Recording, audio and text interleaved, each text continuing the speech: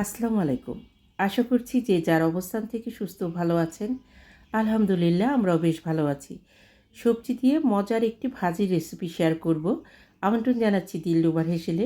অনুরোধ করব লাইক দিয়ে রেসিপিটি কন্টিনিউ করবেন।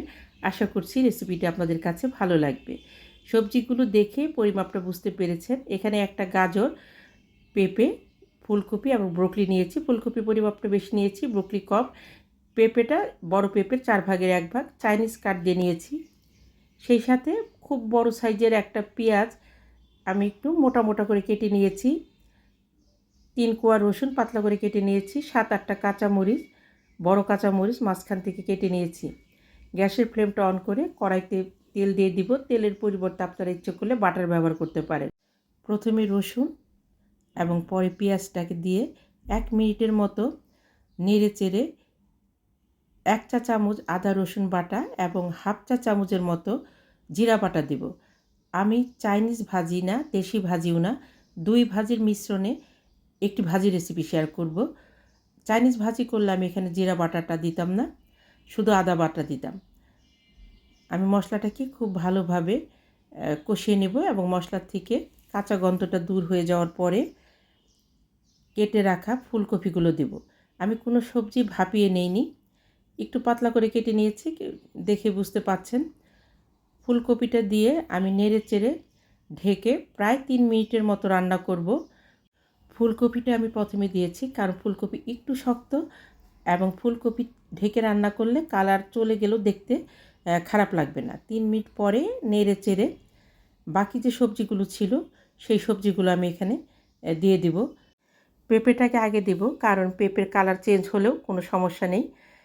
তারপরে গাজর দিব। গাজর কালারটা খুব ডিপ, এটাও চেঞ্জ হলে সমস্যা হবে না। এবং সবার উপরে ব্রোকলি দিব। ব্রোকলিটা নিচে দিলে ভাপে খুব দ্রুত ব্রোকলি কালারটা চেঞ্জ হয়ে যেত, এই জন্য ব্রোকলিটা আমি সবার উপরে রেখেছি। পরিমাণ মতো লবণ দিয়ে নাড়ব না, আমি ঢেকে রাখবো ঠিক 3 মিনিট। 3 মিনিট পরে ঢাকনিটা উঠিয়ে আমি এখানে 1 মুঠো মটরশুঁটি দেব। এই পর্যায়ে এসে আমি সমস্ত সবজিকে মিশিয়ে নেব। খুব ভালোভাবে মিশিয়ে নিতে হবে। আমার যে সকল বন্ধুরা দিলরুবার হেসেলকে সাবস্ক্রাইব করে পাশে আছেন তাদেরকে অসংখ্য ধন্যবাদ। আর যে সকল বন্ধুরা আমার রেসিপিগুলো দেখছেন এখনও সাবস্ক্রাইব করেননি, প্লিজ দেখতে দেখতে সাবস্ক্রাইবটা করে দিবেন। সেই সাথে আপনাদের লাইকটা দিতে ভুলবেন না। প্লিজ লাইকটা দিয়ে রেসিপিটি দেখে নেবেন। আমি নেড়ে চেড়ে খুব সামান্য পানি দেব। ভাজিতে আমি খুব সামান্য কর্নফ্লাওয়ার ব্যবহার করব, যার জন্য আমি এখানে পানি দিয়েছি। যদি কর্নফ্লাওয়ার ব্যবহার না করতাম সেক্ষেত্রে আমি পানি দিতাম না, সবজির পানিতেই সবজিটা সেদ্ধ হয়ে যায়। কেটে রাখা কাঁচামরিচগুলো দিয়ে দিব। আমার ভাজি কিন্তু অলমোস্ট হয়ে গেছে। আমি সসের বাটির 1 বাটি উঁচু উঁচু করে টমেটো সস দেব। আমি সয়া সস ব্যবহার করব না। সয়া সস দিলে ভাজির কালারটা একটু কালচে হয়ে যায়, আমার কাছে দেখতে খুব একটা ভালো লাগে না। আপনার ইচ্ছা করলে এখানে সয়া সস ব্যবহার করতে পারেন। খুব সামান্য টেস্টিং সল্ট দিয়েছি, এটাও ইচ্ছে করলে স্কিপ করতে পারেন। এবং হাফ চা চামচের মতো আমি এখানে চিনি দেব। চিনিটা অবশ্যই ব্যবহার করতে চেষ্টা করবেন। এই ধরনের ভাজিতে একটু চিনি দিলে খেতে ভালো লাগবে। আমি 1 চা চামচ উঁচু উঁচু কর্নফ্লাওয়ার দেব। সসের বাটিতেই কর্নফ্লাওয়ারটাকে আমি একটু পানি দিয়ে গুলিয়ে তারপরে ব্যবহার করব। দেশ দেশের বাইরে দূর দূরান্ত থেকে যে সকল দাদা দিদি ভাই বোন বন্ধু, সেই সাথে আমার সাধারণ দর্শক বন্ধু যারা আছেন আমার রেসিপিগুলো দেখে সবসময় অনেক সুন্দর সুন্দর কমেন্ট করছেন, আমি তাদের প্রতি ভীষণভাবে কৃতজ্ঞ। প্লিজ এভাবেই পাশে থাকবেন।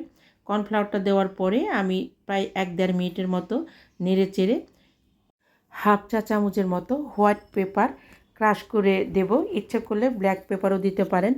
ভাজিটা নামিয়ে নেওয়ার ঠিক 1 মিনিট আগে হোয়াইট পেপারে ক্রাশটা দেব, এতে খুব সুন্দর ফ্লেভার থাকবে। আমি নেড়ে চেড়ে গ্যাসের ফ্লেমটাকে বন্ধ করে দেব। শীতের সবজি ছাড়াও যে কোনো সবজি দিয়ে এইভাবে ভাজি করলে খেতে ভালো লাগে। অনেকেই চাইনিজ ভাজি খেতে পছন্দ করেন না, কারণ চিকেন কিউব, চিকেন বা চিকেন ব্রথ ব্যবহার করা হয় অথবা ডিম ব্যবহার করে। এখানে কোনো কিছুই ব্যবহার করা হয়নি। এইভাবে ভাজি করে খেয়ে দেখবেন, ভীষণ ভালো লাগে। ভাত, পরোটা, রুটি, পোলাওয়ের সঙ্গে এই ভাজিটি সার্ভ করতে পারবেন। আমার যে সকল বন্ধুরা আমাকে বন্ধু করতে চাচ্ছেন অবশ্যই কমিউনিটিতে নক করবেন এবং অপেক্ষায় থাকবেন। নিজে ভালো থাকবেন, অন্যকে ভালো রাখবেন। আল্লাহ হাফেজ।